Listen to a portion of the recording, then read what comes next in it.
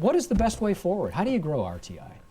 Well, the best way for RTI to grow going forward is to diversify our funding sources. We've been very successful over the last 30 or 40 years in becoming a U.S. federal government-funded research organization, and have done a really good job doing that. During that time, U.S. federal government funding has either been flat or grown year over year. Mm-hmm.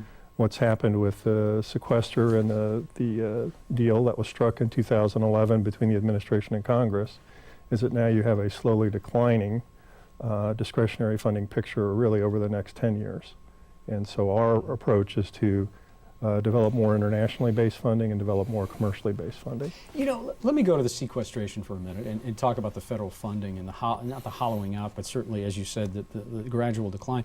Is this one of these things, Wayne, where you look at it and you think, oh my gosh, you know, we're dodging this bullet now, but with 80+% of your funding, your top line coming from federal contracts, it's got to keep you up at night.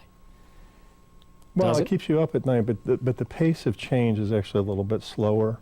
And one of the reasons it's slower for us is we're really a diversified organization in terms of our federal funding portfolio.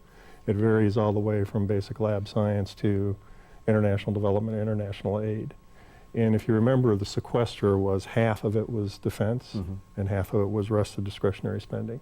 Well, for those contractors that have a lot of the defense support, they're hurting more because there's been more direct reductions in defense contracting. Whereas with us, as a diversified organization, different agencies are dealing with it differently, and we're seeing a slower picture of change across time. And if it's not proprietary information, what part of your portfolio, your client portfolio, is defense or defense related or DoD?